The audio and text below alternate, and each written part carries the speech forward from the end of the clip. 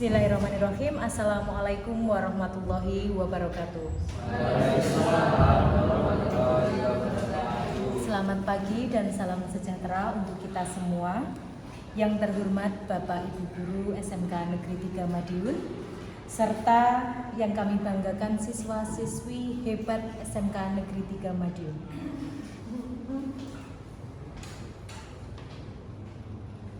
Marilah kita panjatkan puja kepada Tuhan yang Maha Kuasa dan puji kepada Tuhan yang Maha Memberi, Allah Subhanahu wa Ta'ala, Tuhan yang Maha Esa, yang telah melimpahkan begitu banyak nikmat, baik nikmat sehat maupun kesempatan, sehingga pada siang hari ini kita dapat berkumpul bersama mengikuti kegiatan desiminasi budaya positif oleh Ibu Indah Setiani.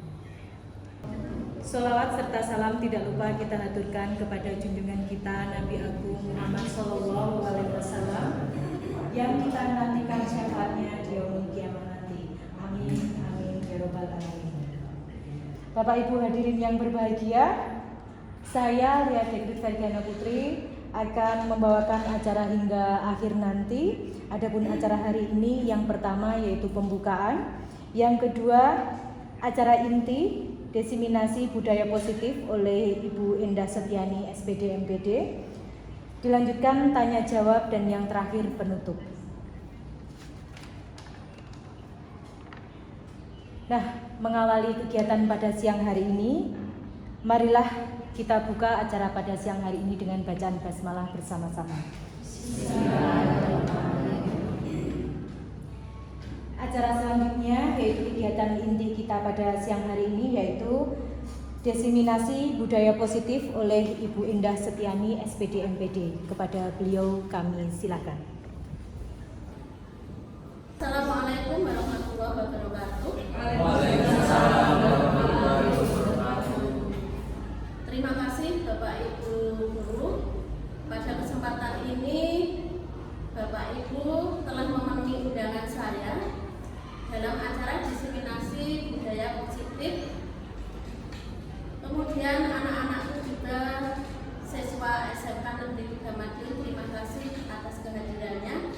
Pada hari ini Rabu 16 November 2022, saya akan mengadakan desiminasi budaya positif kepada Bapak Ibu Guru semua.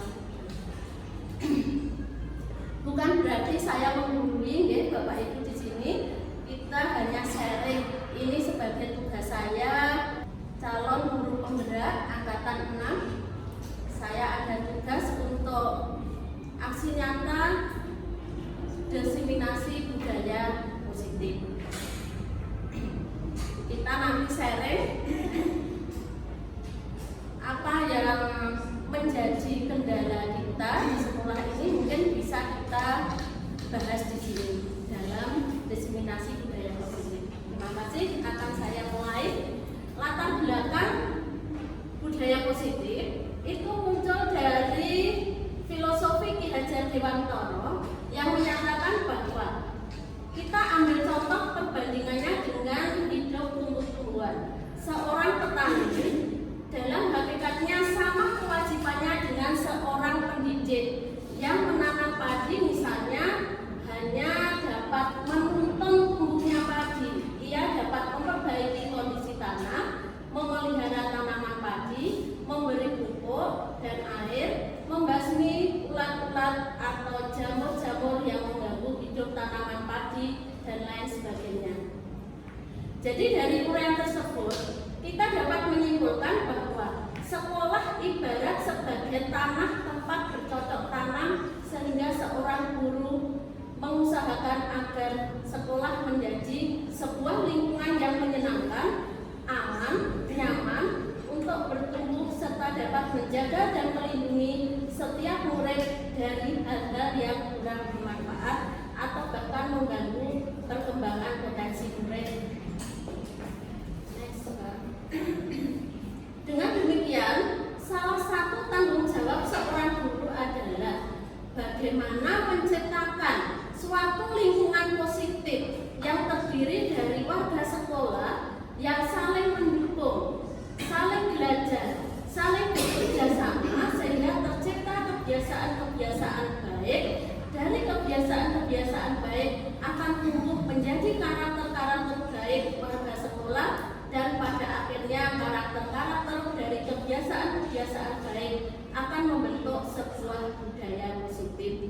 Perlu diingat, selama seseorang merasakan tekanan-tekanan dari lingkungannya, maka proses pembelajaran akan sulit terjadi. Dan salah satu tanggung jawab kita sebagai pendidik adalah menghilangkan atau mencabut gangguan-gangguan yang menghalangi proses perkembangan potensi murid. Jadi begini maksudnya Bapak Ibu, kita sebagai seorang guru itu tugas kita menuntun anak didik kita. Kita tidak bisa menjanjikan mereka, ya, karena mereka itu memiliki kodrat masing-masing. Jadi memiliki pembawaan masing-masing. Nah, dari pembawaan itu tugas kita itu hanya sebagai pembimbing. Ibaratkan seorang petani gitu, petani itu tidak bisa membesarkan tanamannya, istilahnya itu apa ya, ngodot gitu nggak bisa. Tapi tugas petani itu hanya menyiram, mengasih pupuk dan sebagainya. Begitu juga dengan kita sebagai seorang guru. Kita tidak bisa anak itu kita tekan, ya. Nantinya kalian harus jadi ini tidak bisa. Jadi sesuai dengan kodratnya. Masing-masing anak itu memiliki pembawaan dan tugas kita hanya membimbing siswa kita dengan pembawaannya masing-masing agar mencapai kebahagiaan. Nah, kebahagiaan tercapai karena proses pembelajaran yang berpusat pada peserta didik, pembelajaran yang berpusat pada murid. Jadi maksudnya pembelajaran yang berpusat pada murid itu bagaimana? Pembelajaran yang berpusat pada murid itu adalah merdeka belajar. Bukan berarti murid tidak belajar, namun dengan pembawaannya itu kita mengarahkan murid itu untuk belajar dengan minatnya, dengan bakatnya, dengan gaya belajarnya sendiri, sehingga tidak ada tekanan dari guru. Nah, terus bagaimana? Tugas kita hanya menyediakan, misalkan medianya sesuai gaya belajarnya, media yang cocok untuk anak tersebut, misalkan video. Yang kinestetik, misalkan merangkai. Kalau misalkan ikatan kimia itu disiapkan molimut. Nah, untuk yang gaya belajar kinestetik, untuk anak yang memiliki gaya belajar audio, mendengar, kita berikan video. Jadi kita tidak bisa untuk menjadi saklek terhadap pembelajaran, harus memediasi atau menyiapkan media sesuai bakat dan kemampuannya atau minatnya anak tersebut bisa berkembang. Jadi itulah yang dimaksud pembelajaran yang berpusat pada peserta didik. Jadi sekarang yang disebut dengan merdeka belajar. Bagaimana ia bisa mengeksplor pengetahuan dengan caranya sendiri. Next ya. Jadi apa itu budaya positif? Budaya positif merupakan perwujudan dari nilai-nilai atau kebajikan universal yang diterapkan di sekolah. Budaya positif diawali dengan perubahan paradigma tentang teori kontrol. Selama ini, barangkali kita sebagai guru merasa berkewajiban mengontrol perilaku siswa agar memiliki perilaku sesuai yang diharapkan guru. Jadi budaya positif itu merupakan perwujudan dari nilai-nilai atau kebajikan universal. Nah, yang sekarang sedang kita terapkan di sini adalah proyek profil pelajar Pancasila. Itu adalah bagian dari nilai-nilai atau kebijakan universal yang kita belajarkan pada anak. Dari karakter, insya Allah berangkat dari karakter itu anak akan berhasil. Kalau karakternya bagus, insya Allah diberi materi apapun, dimasuki materi apapun, insya Allah bisa dengan cara mereka. Makanya Menteri Pendidikan dan Kebudayaan Pak Nadiem Raden mencanangkan P5 atau proyek program pelajar Pancasila. Itu salah satu dari perwujudan penerapan kebajikan universal. Next, Mbak Lia. Sekarang teori kontrol. Teori kontrol mendasari bahwa semua perilaku manusia pasti memiliki tujuan. Begitu pula dengan perilaku siswa. Bahkan sebuah kesalahan yang dilakukan siswa pasti memiliki alasan. Alasan tersebut biasa disebut dengan pemenuhan kebutuhan dasar manusia. Jadi meskipun anak itu kita anggap salah, tapi kesalahannya itu memiliki tujuan. Contoh, kalau anak misalkan izin, kalau menurut kita izinnya itu salah, tapi izinnya itu memiliki tujuan. Jadi walaupun tindakan salah pun itu memiliki tujuan. Next. Kebutuhan dasar manusia. Jadi ada 5 kebutuhan dasar manusia. Yang pertama, kebutuhan bertahan hidup. Yang kedua, kebutuhan cinta dan kasih sayang. Yang ketiga, kebutuhan penguasaan kemampuan akan kemampuan. Yang keempat, kebutuhan kebebasan, kebutuhan akan pilihan, kebutuhan akan kesenangan. Dalam pembelajaran, 5 kebutuhan dasar manusia ini memang sangat diperlukan. Anak-anak kita mungkin terjadi error, terjadi problem pada mereka karena ada di antara 5 kebutuhan dasar ini yang tidak terpenuhi.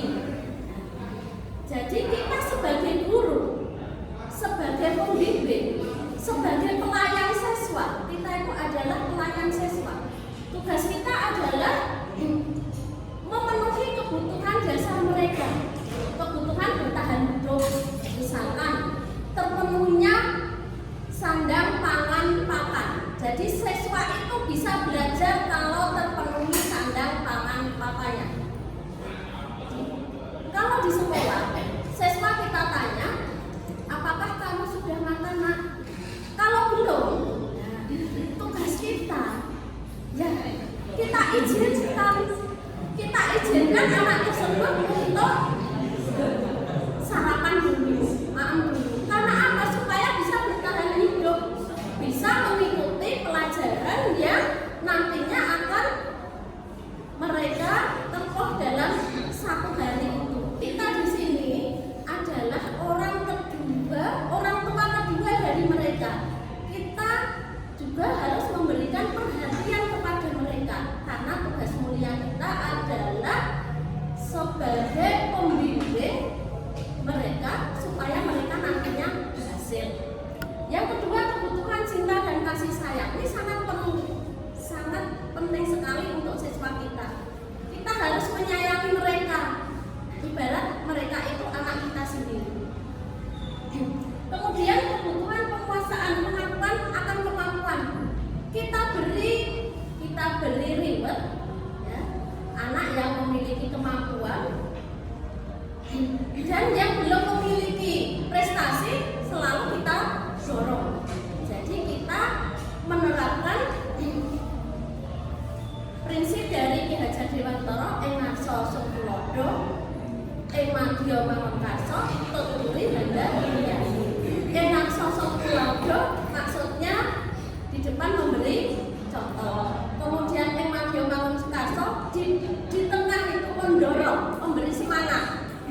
Kemudian Emadyo Mangunkarso dan Tuturi Handa Yani memberikan keteladanan. Jadi memang prinsip atau filosofi Ki Hajar Dewantara itu kalau kita terapkan dalam pendidikan itu sangat-sangat bagus hasilnya. Kemudian yang berikutnya kebutuhan kebebasan, kebutuhan akan pilihan. Jadi di sini kita sebagai pembimbing mereka, pelayan, kita itu melayani siswa. Kita memberi pelayanan prima pada siswa. Ya. Kita memberi kebebasan pada mereka untuk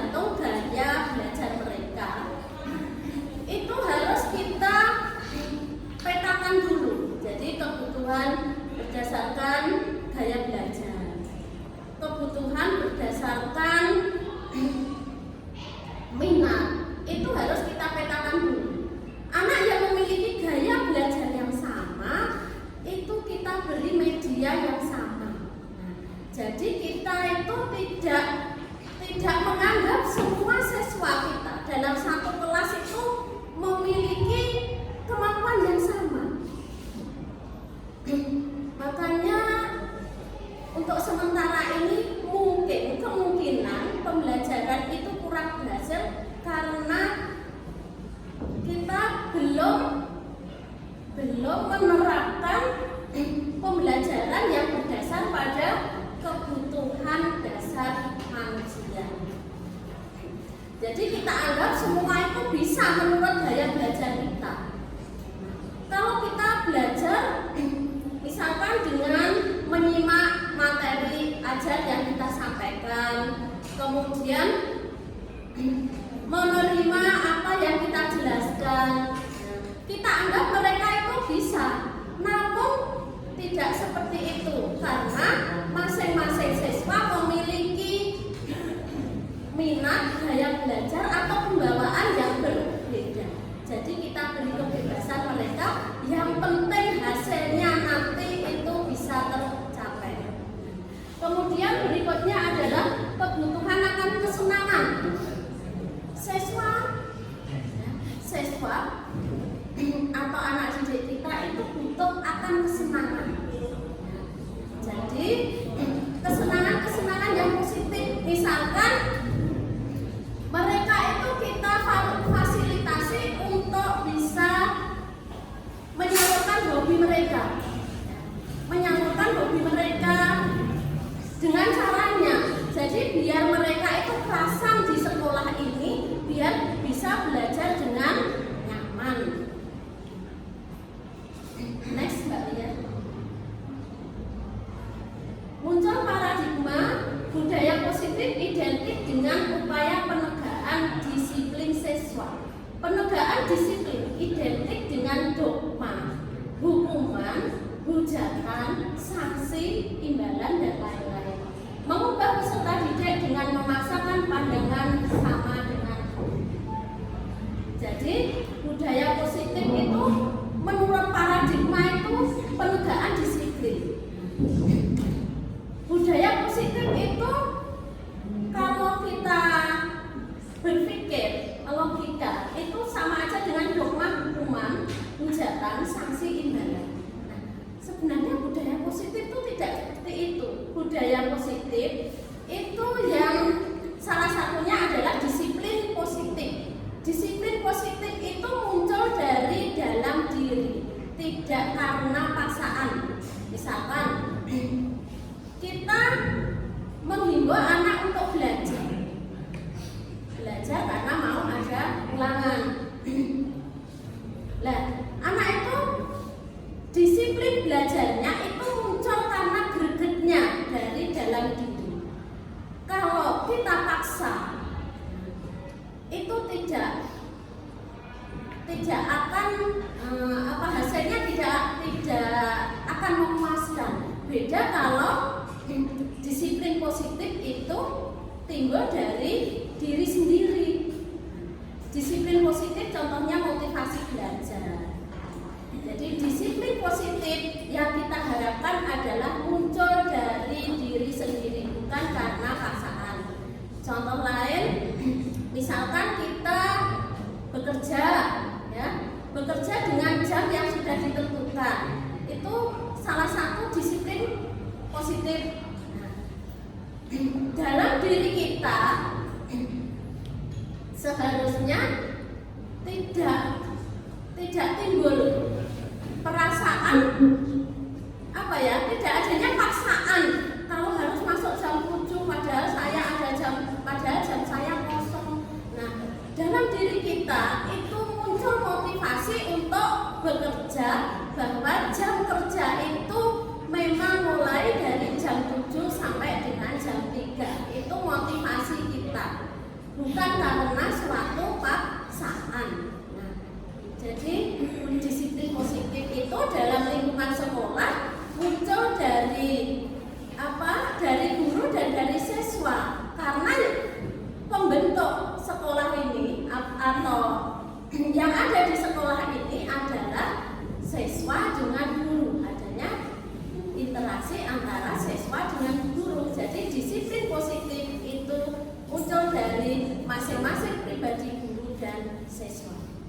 Berikutnya Mbak Dian. Apakah seperti itu penerapan disiplin yang tepat? Apakah dengan dogma, dengan hukuman? Berikutnya Mbak Dian. Next. Diana Gosek dalam bukunya Restructuring School Discipline membagi 3 alasan motivasi manusia dalam melakukan sesuatu. Berdasarkan teori motivasi tadi, penerapan disiplin di sekolah harus dilakukan dengan alasan yang ketiga. Alasan yang pertama dan kedua itu muncul dari luar, bukan dari dalam diri kita. Jadi disiplin positif untuk yang pertama, untuk menghindari ketidaknyamanan atau hukuman. Mungkin siswa kita takut, ya, takut akan hukuman, sehingga munculnya motivasi diri itu bukan dari dirinya, tapi karena takut menghindari hukuman itu.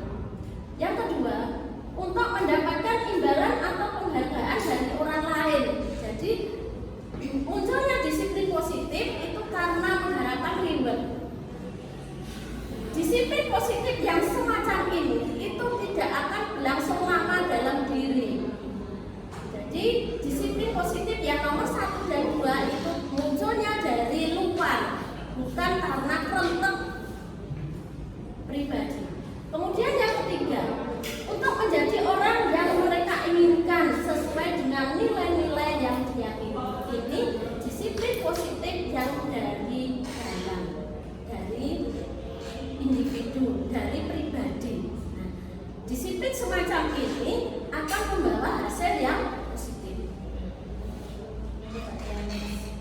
Berdasarkan teori motivasi tadi, penerapan disiplin di sekolah harus dilakukan dengan alasan yang ketiga. Siswa melakukan kebaikan sesuai dengan keyakinan kelas atau nilai-nilai yang sudah tertanam dalam dirinya atau motivasi internal. Motivasi internal lebih berjangka lama dan membuat siswa makin kuat secara karakter. Hal tersebut sejalan dengan pemikiran Ki Hajar Dewantara yang mengungkapkan bahwa disiplin kepada siswa adalah disiplin diri. Sebab hanya diri sendiri yang mampu mengontrol diri kita, bukan orang lain. Jika belum bisa mengontrol diri menurut Ki Hajar Dewantara, penerapan disiplin dilakukan oleh orang lain dalam situasi merdeka, bukan karena keterpaksaan. Artinya, siswa sendirilah yang menginginkan dirinya mentaati peraturan sesuai dengan keyakinan universal atau keyakinan sekolah dan kelas. Jadi, kita sebagai guru, kita harus refleksi diri, ya, pada diri kita. Apakah ada kekurangannya? Dan kekurangan itu marilah kita kejar untuk mengisi dengan kekurangan itu, ya. Jadi kita tetap harus refleksi diri, kekurangan apa yang terjadi pada diri kita. Jadi murid juga seperti itu. Murid itu harus refleksi diri. Kenapa saya kok terlambat terus? Kenapa saya tidak bisa mengikuti pelajaran? Jadi harus refleksi diri. Refleksi diri itu tidak lanjutnya adalah mengisi dengan cara yang positif. Jadi pada diri kita, misalkan dalam pembelajaran, kita tidak sungkan-sungkan merefleksi pembelajaran kita dengan murid kita. Di akhir pembelajaran kita mengadakan refleksi dengan bersama murid-murid kita. Kita dinilai oleh murid-murid kita. Kurang apa nak, apa yang saya berikan pada hari ini? Silahkan coba komentar. Nah, dari apa yang dikemukakan oleh siswa itu kita mengisinya. Apa yang diinginkan mereka? Karena di sini kita itu adalah pelayan siswa untuk menjadi siswa yang berhasil. Itu harapan kita, ya, untuk mencapai kebahagiaan. Terusnya Mbak Lia, pemikiran Ki Hajar Dewantara yang mengungkapkan bahwa disiplin kepada siswa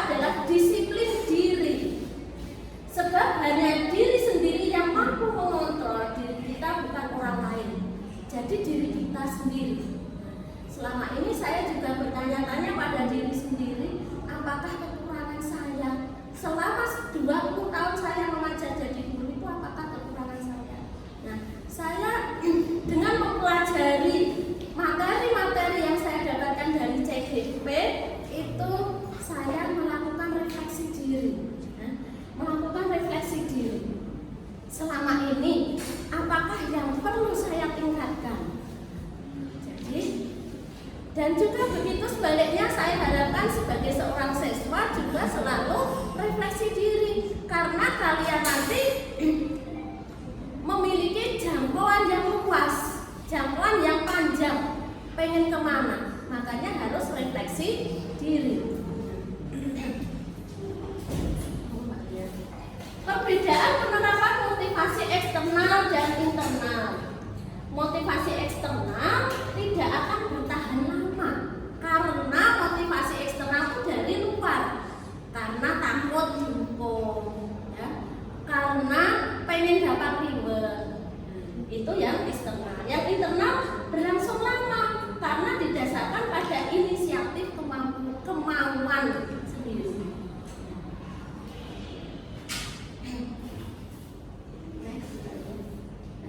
Keinginan untuk melaksanakan keyakinan universal yang datang dari siswa atau kita sebut motivasi internal tersebut dapat diwujudkan dengan restitusi. Restitusi adalah upaya mendisiplinkan siswa, tapi dengan cara siswa sendiri yang menyelesaikan masalahnya dan membuat mereka bertindak sesuai dengan keinginan ideal yang didasarkan pada keyakinan kelas. Nah, Bapak Ibu, sebelum kita melakukan pembelajaran di awal kita pasti membuat keyakinan kelas dengan anak-anak kita, dengan murid-murid kita. Misalkan selama pembelajaran mohon untuk tidak membuka HP anak-anak kita, atau mungkin boleh membuka HP karena HP itu juga kaitannya dengan pembelajaran tapi tidak di silent. Itu keyakinan kelas. Kemudian untuk yang datang terlambat ada sanksi, misalkan membaca puisi, itu keyakinan kelas. Jadi keyakinan kelas itu kita buat di awal. Dari keyakinan kelas itu jika ada pelanggaran itu kita tinggal gimana ya? Nah, kamu masih ingat keyakinan yang kita buat bersama? Jadi kita tanya seperti itu. Nah, terus bagaimana karena kamu telah melanggar keyakinan kelas? Berarti sanksinya bagaimana? Sanksi yang kita buat adalah sanksi yang positif, yang berdampak positif, yang akan membawa mereka memiliki disiplin yang positif.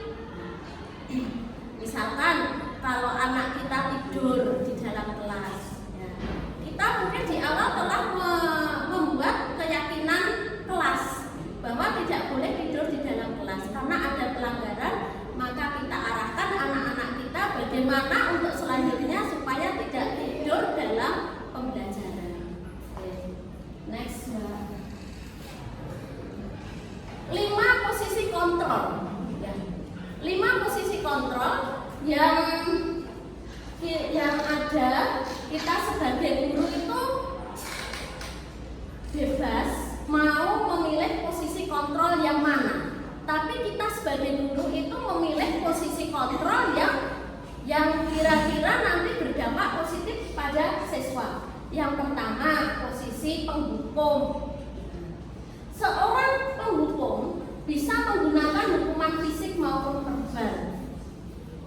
Orang-orang yang menjalankan posisi penghukum senantiasa mengatakan bahwa sekolah memerlukan sistem atau alat yang dapat lebih menekankan murid-murid lebih dalam lagi.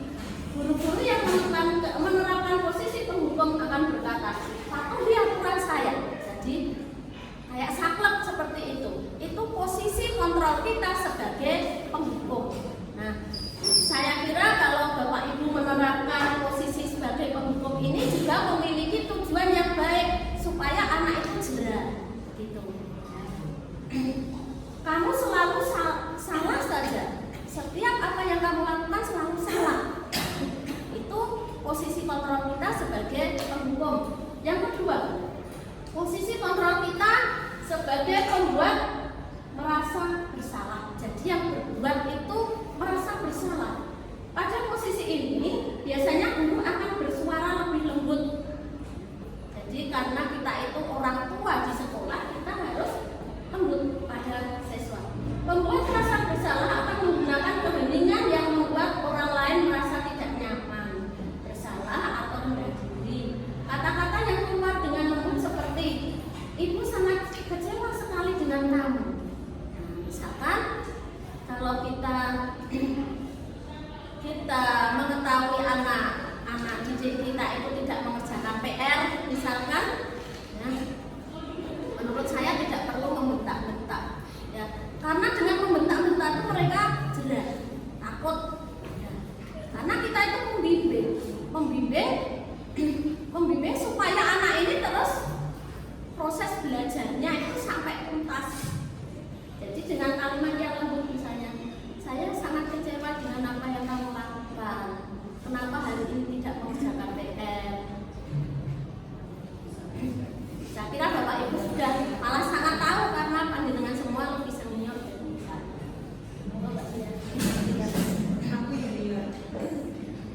Kemudian yang ketiga, posisi kontrol sebagai teman. Jadi kita itu juga teman bagi siswa. Curahan hati, ya, dari siswa pada kita mungkin sering seperti itu. Guru pada posisi ini tidak akan menyakiti murid, namun akan tetap berupaya mengontrol murid melalui persuasi. Posisi teman pada guru bisa negatif dan bisa positif. Positif di sini berupa hubungan baik yang terjalin antara guru dan murid. Jadi kalau siswa kita itu ada trouble atau ada kendala, kita dekati. Ya. Kita mengambil posisi sebagai teman di sini. Tuh kenapa? Ya. Ceritakan apa toh yang terjadi pada kamu dengan kalimat yang halus. Ya. Kemudian posisi yang keempat adalah posisi sebagai pemantau. Memantau berarti mengawasi. Pada saat kita mengawasi, kita bertanggung jawab atas perilaku orang-orang yang kita awasi. Posisi pemantau berdasarkan pada peraturan-peraturan dan konsekuensi. Dengan menggunakan sanksi atau konsekuensi, kita dapat memisahkan hubungan pribadi kita dengan murid sebagai seseorang yang menjalankan posisi pemantau. Jadi posisi pemantau di sini memantau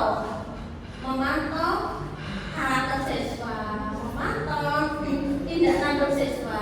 Pemantauan itu berdasarkan, jadi indikatornya adalah peraturan yang ada. Kalau meleset atau menyimpang dari peraturan, maka kita sebagai pemantau itu mengingatkan. Itu posisi kita sebagai pemantau. Kemudian posisi kita yang kelima yaitu next bagian sebagai manajer. Kita semua ini adalah pemimpin pembelajaran di kelas kita masing-masing. Pemimpin pembelajaran itu bukan berarti kita itu sebagai seorang kepala sekolah, bukan. Pemimpin pembelajaran itu pemimpin pembelajaran, terutama pada kelas-kelas yang kita ajar. Itu sebagai pemimpin pembelajaran. Jadi di sini adalah sebagai manajer. Posisi terakhir, manajer adalah posisi di mana guru berbuat sesuatu bersama dengan murid, mempersilahkan murid mempertanggungjawabkan perilakunya, mendukung murid agar dapat menemukan solusi atas permasalahannya sendiri. Ya. Itu 5 posisi kontrol kita sebagai guru. Ya. Monggo Bapak Ibu mungkin mau menerapkan posisi kontrol yang mana. Kalau mau file nanti saya buka. Next Mbak ya. Kemudian segitiga restitusi. Segitiga restitusi ini adalah suatu solusi untuk kita mengatasi masalah yang terjadi pada siswa. Ada 3 langkah. Yang pertama, menstabilkan identitas. Sikap guru ketika melihat siswa melakukan kesalahan tidak langsung menghukum atau menasihati, tapi diawali dengan sikap memahami tindakan siswa. Bahwa ketika siswa bersalah itu biasa, karena memang setiap manusia pasti pernah bersalah. Nah, mungkin kalau kita melihat siswa itu bersalah, tingkah lakunya selalu tidak benar. Nah, kita itu mungkin muncul sebenarnya nggak boleh. Ya. Karena apa? Setiap manusia itu memiliki kecenderungan untuk melakukan kesalahan, baik itu yang disengaja maupun tidak disengaja. Jadi kita sebagai guru, sikap kita tidak menghukum, nah, tapi melihat bagaimana toh sikap anak ini. Nah, tindakan yang seharusnya dilakukan ini bagaimana? Kita memberi arahan. Ya, kemudian validasi tindakan yang salah. Selanjutnya guru juga mencoba memahami alasan atau kebutuhan dasar apa yang ingin dipenuhi siswa dengan perilakunya tersebut. Jadi alasannya apa siswa itu melakukan kesalahan? Misalkan tidur di kelas pada saat jam pelajaran. Ya. Memang kita sebagai manusia juga memiliki rasa apa ya? Rasa mangkal mungkin dalam hati. Tapi itu kita redam dulu. Ya. Kita tanya dulu, kenapa nak kok sampai tidur di dalam kelas? Nah, tadi malam apa tidak tidur? Apa yang kamu lakukan tadi malam? Kok sampai tidur di dalam kelas? Jadi dengan kalimat yang lemah lembut biar anak itu tidak takut pada kita. Nah, kemudian menanyakan keyakinan, karena di awal pembelajaran kita telah membuat keyakinan kelas. Kalau anak ini melanggar keyakinan kelas berarti ada sanksi, tapi sanksinya itu adalah sanksi yang apa? Yang positif, yang membuat mereka itu menjadi lebih baik. Siswa diingatkan tentang keyakinan kelas dan dipancing dengan pertanyaan tentang bagaimana seharusnya sikap mereka menurut keyakinan kelas, dan jawabnya datang dari siswa. Jadi misalkan kita itu di sini sebagai guru mapel dan juga guru BP. Nah, maksudnya BP itu mendampingi siswa mengatasi masalah siswa kita. Jadi yang mengatasi masalah siswa kita itu tidak hanya tugas guru, tapi juga tugas kita sebagai orang tua, sebagai seseorang yang diteladani, sebagai seorang pembimbing yang nantinya bisa mengantar anak-anak kita itu untuk menuju ke keberhasilan, menuju ke kebahagiaan. Selanjutnya Mbak Tia, mewujudkan budaya positif. Guru sebagai pamong, kita itu ngomong, istilahnya pamong, dapat memberikan tuntunan agar anak dapat menemukan kemerdekaannya dalam belajar. Jadi kita sebagai among, sebagai pamong, ya, terhadap anak-anak kita itu kita tugasnya itu hanya memberikan tuntunan. Kita tidak boleh mendoktrin, kamu harus seperti ini cara belajar. Tidak. Karena anak-anak kita memiliki pembawaan masing-masing, memiliki kodrat masing-masing, di mana dengan kodrat itu tugas kita sebagai guru adalah menuntun supaya dengan pembawaannya mereka itu bisa berhasil dalam belajar. Guru diharapkan memiliki nilai-nilai positif yang dibutuhkan untuk membentuk karakter. Jadi yang pertama memang karakter anak itu harus baik.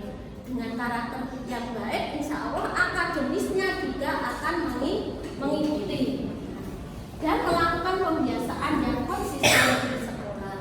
Berikutnya Mbak Tia, mewujudkan budaya positif.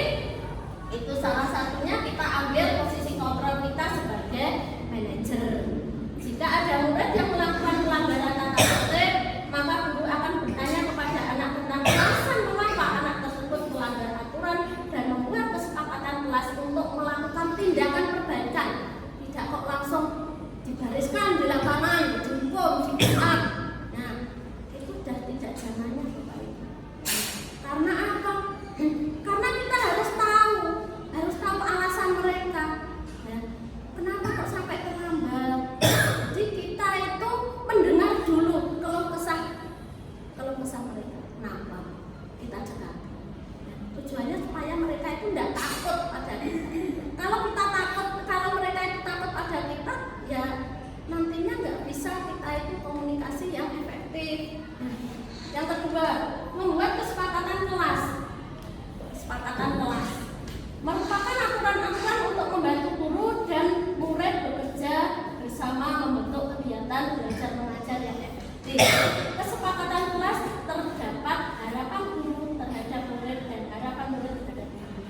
Jadi seperti yang saya sampaikan tadi, kesepakatan kelas itu kita buat di awal waktu kita sebelum memulai pembelajaran.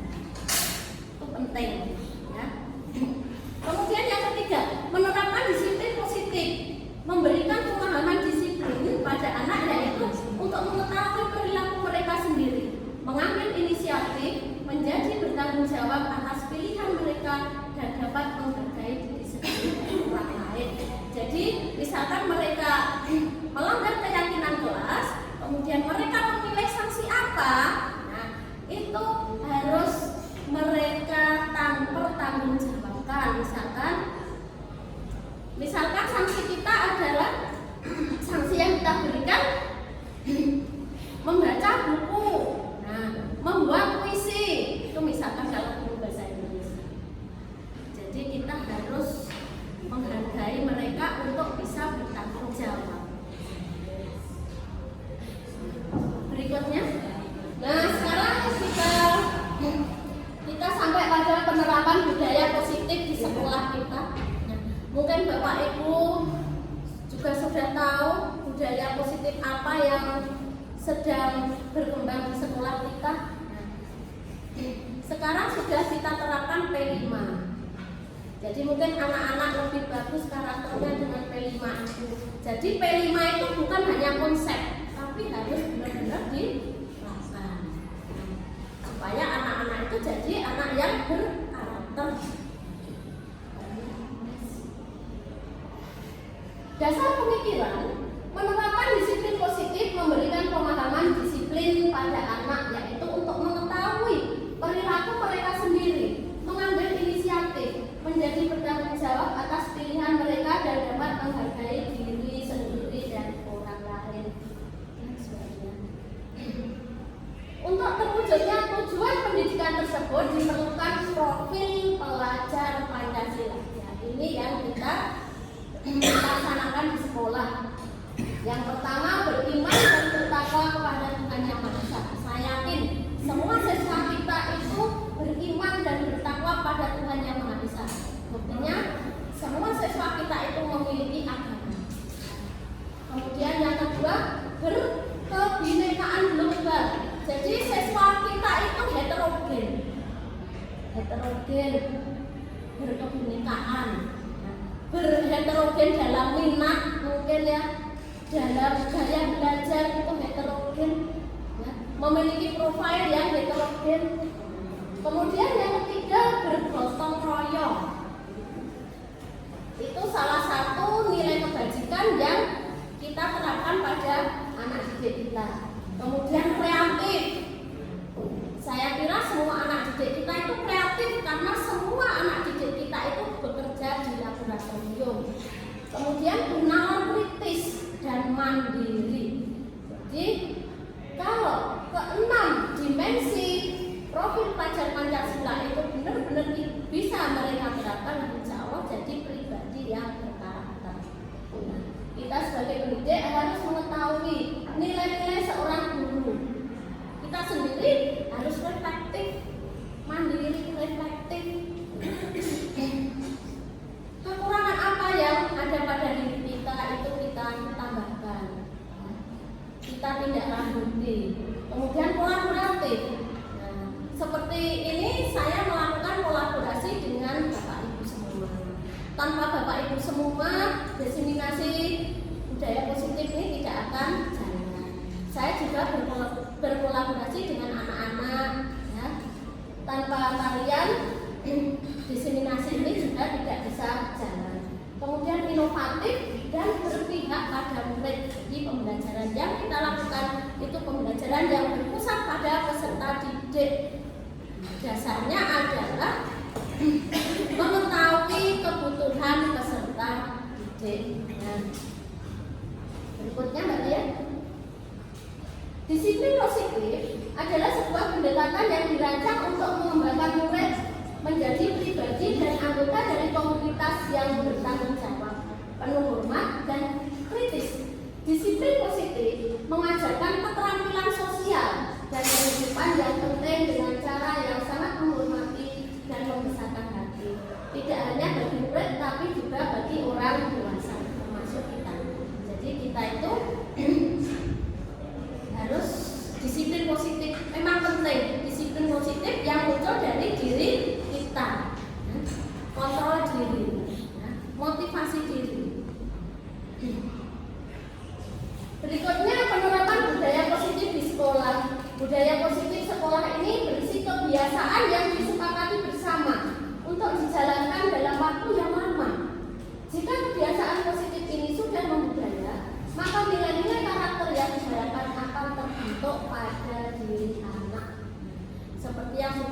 sampaikan sebelumnya tadi, memang budaya positif itu sangat penting kita terapkan di sekolah.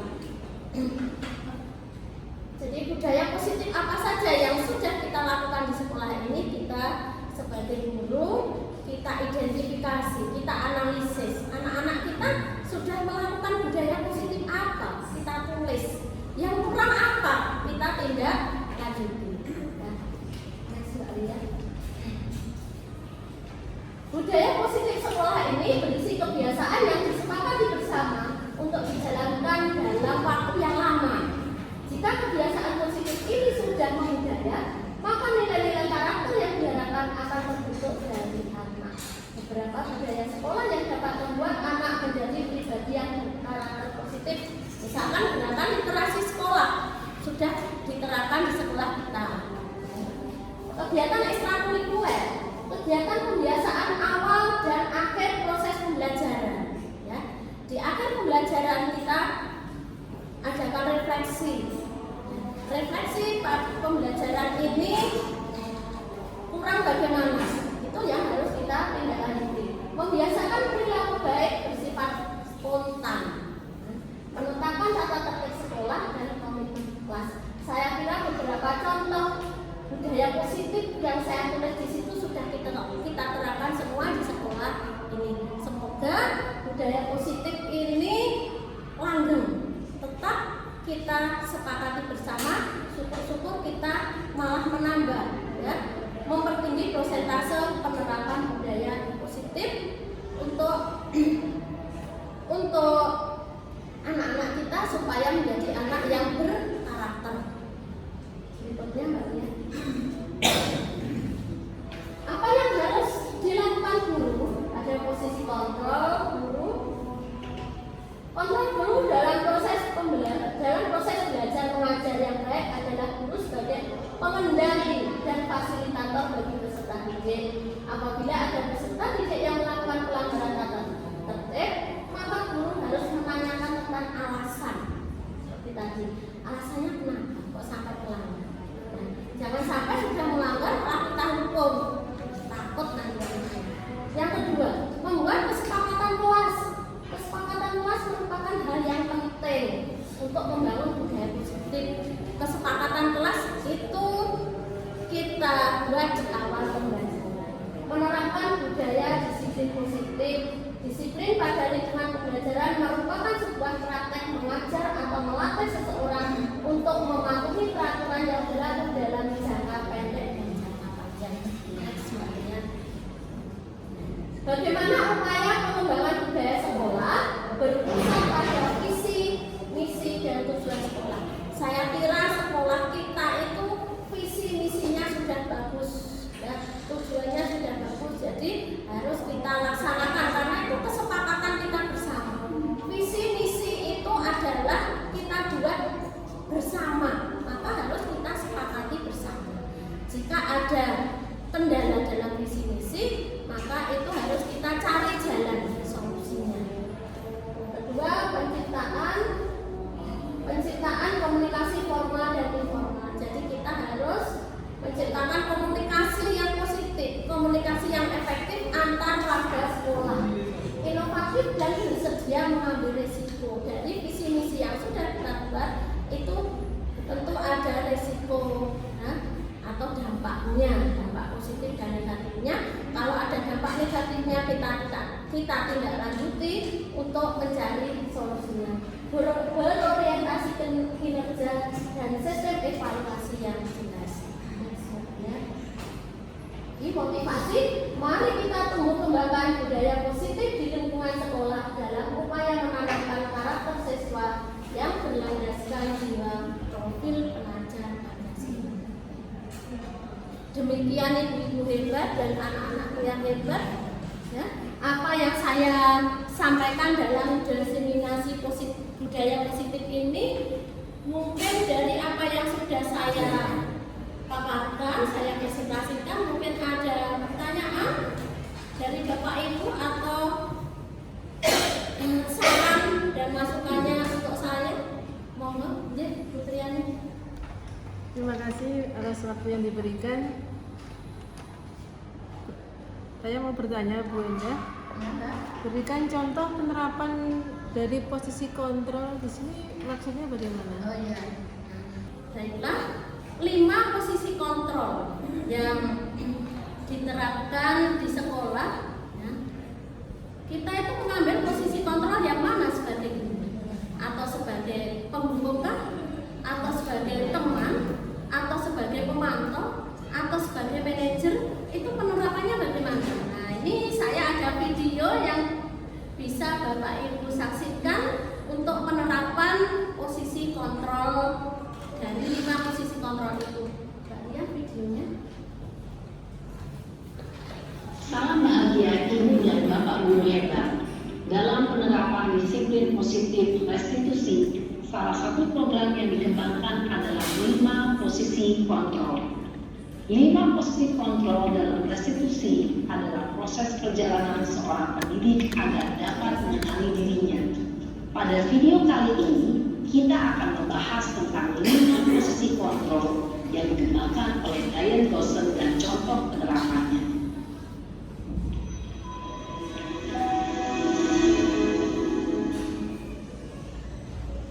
5 posisi kontrol itu adalah 1. Posisi penghukum. 2. Posisi pembuat rasa bersalah. 3. Posisi teman. 4. Posisi pemantau atau monitor. Dan 5. Posisi manajer. Untuk lebih memahami kelima posisi tersebut, mari kita saksikan kasus Naren yang terlambat hadir 20 menit di sekolah dan melihat bagaimana kelima posisi kontrol dalam menghadapi masalah tersebut.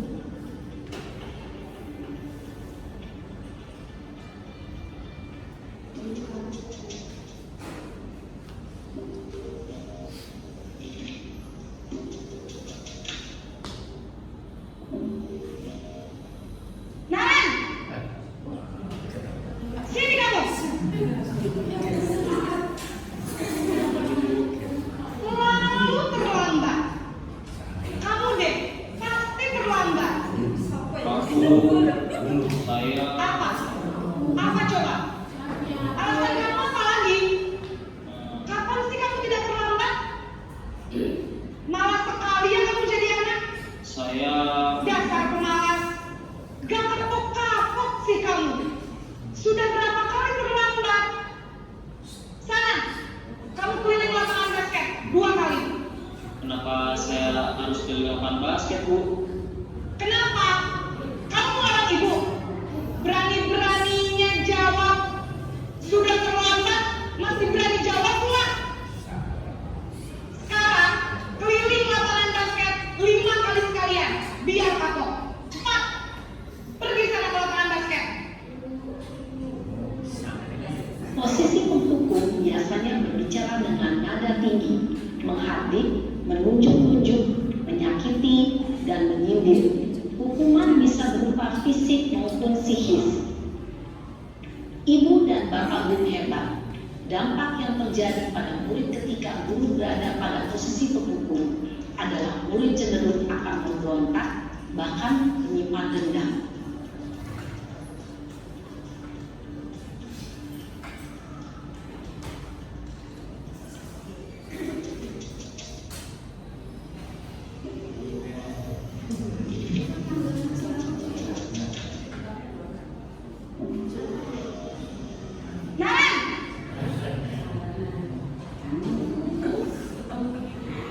Selamat pagi, Bu.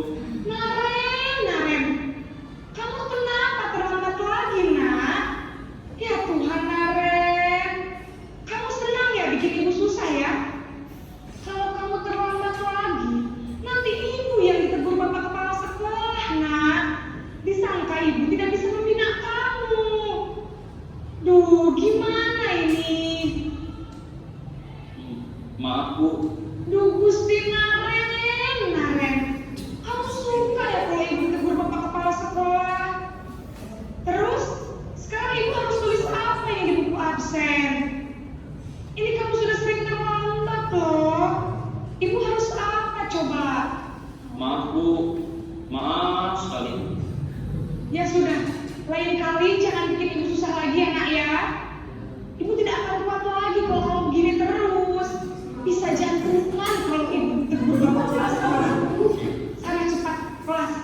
Maaf ya Bu, maaf sekali.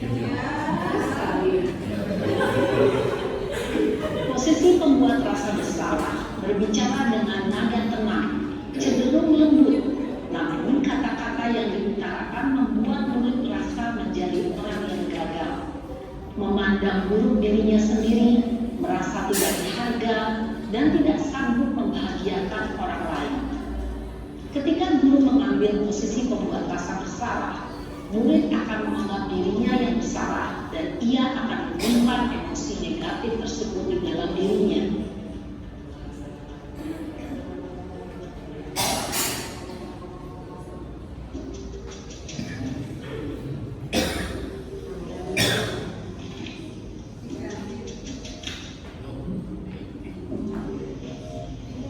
Naren!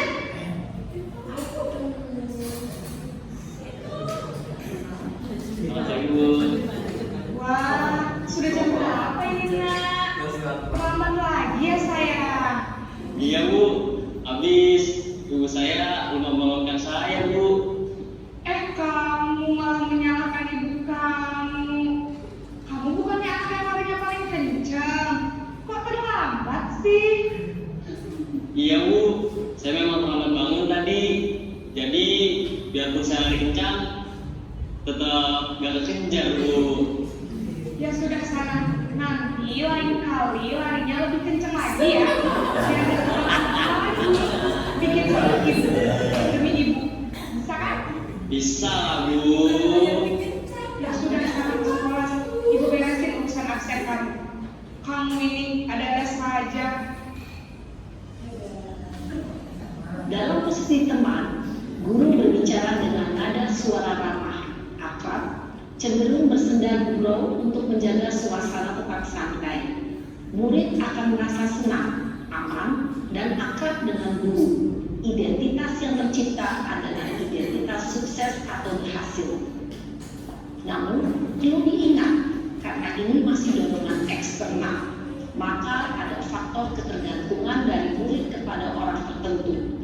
Di sini guru absennya, sehingga di lain waktu murid bisa berperilaku baik, namun hanya kepada orang-orang tertentu saja.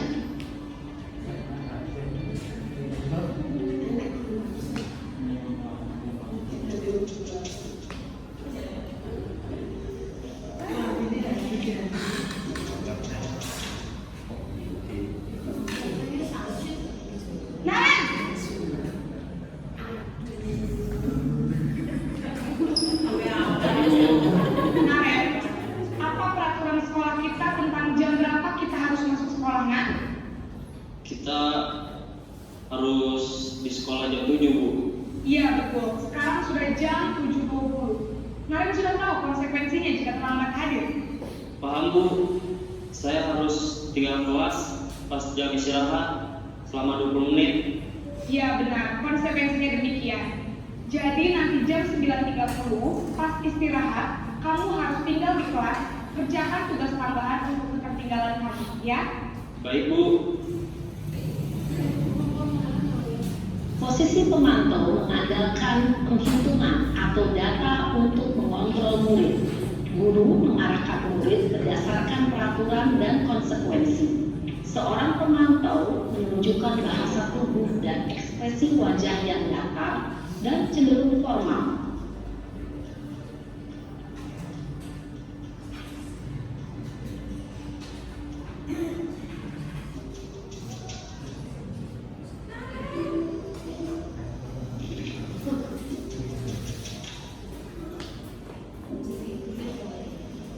Naren!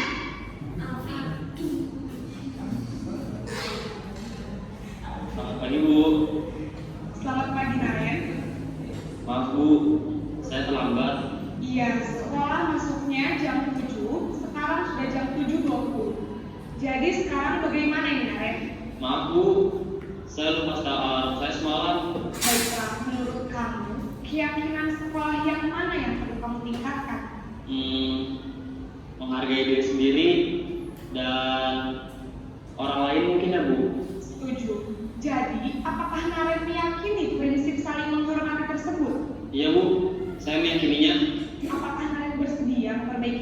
keterlambatan ini? Bersedia, Bu. Bagaimana kamu akan memperbaiki masalah keterlambatan ini? Saya akan coba untuk tidak lupa menyetel alarm saya, Bu.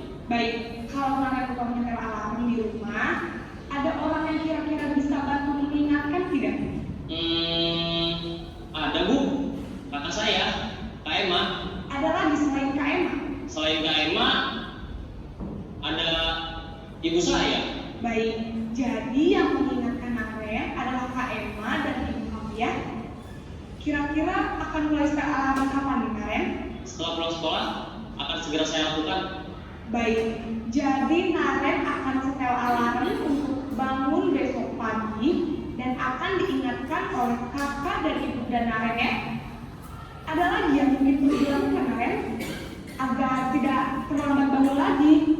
Tidak ada, Bu. Baik Naren, terima kasih untuk kerjasama kamu. Sekarang kamu perlu kembali ke kelas untuk belajar. Baik, Bu. Terima kasih. Posisi manajer adalah posisi kontrol yang disarankan untuk membimbing murid memiliki sikap disiplin yang positif, yaitu murid yang mandiri, bertanggung jawab, dan dapat memecahkan masalah. Tujuan dari posisi ini adalah agar murid dapat berefleksi atas tindakannya. Guru akan dengan tulus memberikan pertanyaan-pertanyaan bermakna, sehingga membuat murid dapat belajar dari kesalahannya dan mencari sebuah solusi untuk menyelesaikannya. Ibu dan Bapak guru hebat, setelah mengamati adegan kelima posisi kontrol tadi, Demikian Bu Triani, apa yang panjenengan tanyakan itu tadi jawabnya dari video yang sudah saya sampaikan. Siap, Bu. Siap, Bu. Terima kasih. Bapak Ibu dan anak-anakku sekalian, terima kasih atas waktunya telah menemani saya untuk diseminasi budaya positif. Saya kira karena sudah siang ya, waktunya Bapak Ibu nanti untuk masuk kelas. Saya akhiri dulu. Mungkin dari saya ada kurangnya, saya mohon maaf. Terima kasih atas perhatiannya. Assalamualaikum warahmatullahi wabarakatuh.